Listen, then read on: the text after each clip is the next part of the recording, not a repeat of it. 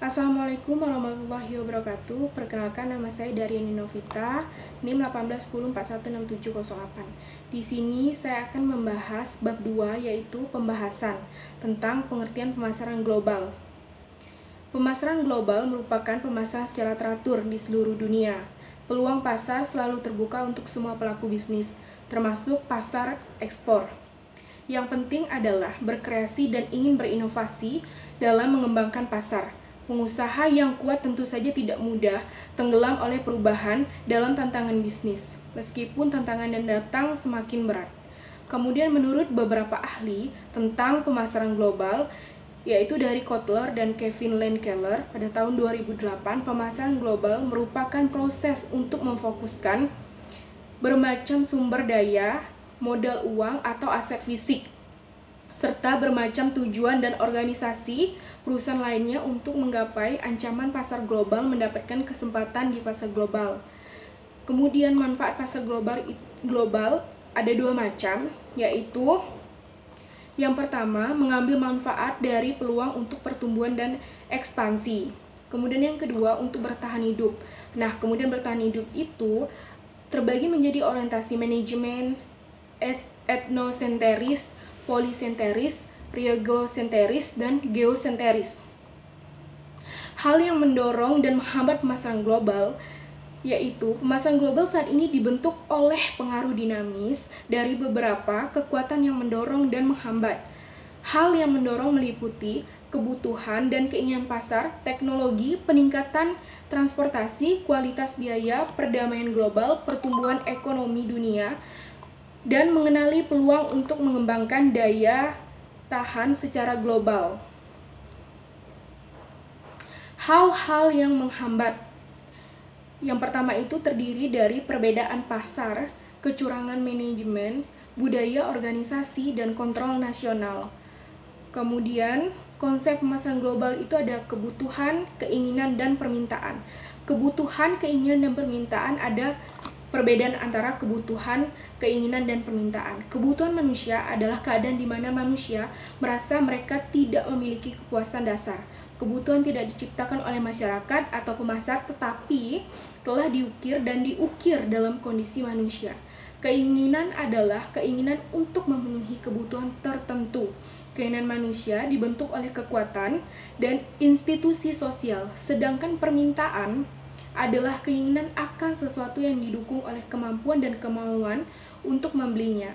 Keinginan menjadi permintaan jika didukung oleh daya beli. Perbedaan ini dapat menjelaskan bahwa pemasar tidak menciptakan kebutuhan yang ada.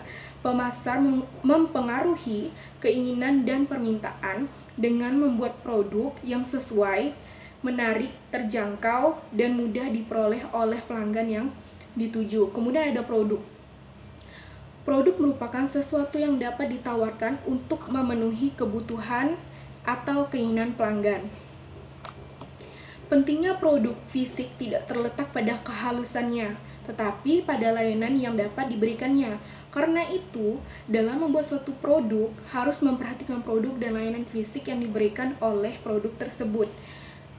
Kemudian selanjutnya, nilai, biaya, dan kepuasan. Nilai, biaya, dan kepuasan adalah perkiraan pelanggan tentang kemampuan total suatu produk untuk memenuhi kebutuhan mereka. Setiap produk memiliki kemampuan berbeda untuk memenuhi kebutuhan tersebut, tetapi pelanggan akan memilih produk mana yang akan memberikan kepuasan total tertinggi. Nilai dari setiap produk tergantung pada seberapa jauh produk tersebut dapat mendekati produk yang ideal. Ini termasuk harga. Kemudian yang selanjutnya, pertukaran, transaksi, dan hubungan. Pertukaran, transaksi, dan hubungan kebutuhan dan keinginan manusia dan nilai suatu produk untuk manusia tidak cukup untuk menjelaskan pemasaran. Pemasaran muncul ketika orang memutuskan untuk memenuhi kebutuhan dan keinginan mereka dengan pertukaran. Pertukaran adalah salah satu cara untuk mendapatkan produk yang Anda inginkan dari seseorang dengan menawarkan sesuatu sebagai gantinya. Pertukaran adalah proses dan bukan peristiwa sesaat. Setiap pihak dikatakan sebagai pertukaran jika mereka bernegosiasi dan mempengaruhi pada kesepakatan. Jika kesepakatan tercapai, itu disebut transaksi. Kemudian yang selanjutnya itu pasar. Pasar terdiri dari semua pelanggan potensial yang memiliki kebutuhan atau keinginan tertentu dan bersedia serta mampu berpartisipasi dalam pertukaran untuk memenuhi kebutuhan atau keinginan tersebut. Kemudian yang selanjutnya adalah pemasaran dan pemasar. Pemasaran dan pemasar adalah keinginan manusia dalam kaitannya dengan pasar. Pemasaran berarti bekerja dengan pasar untuk mewujudkan transaksi yang mungkin terjadi dalam memenuhi kebutuhan dan keinginan manusia. Pemasaran adalah seseorang yang mencapai sumber daya dari orang lain dan ingin menawarkan sesuatu yang bernilai kepadanya.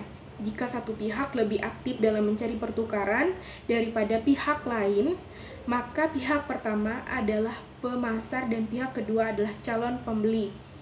Kemudian, saya rasa penjelasan selanjutnya akan dibahas oleh rekan saya. Saya ucapkan terima kasih.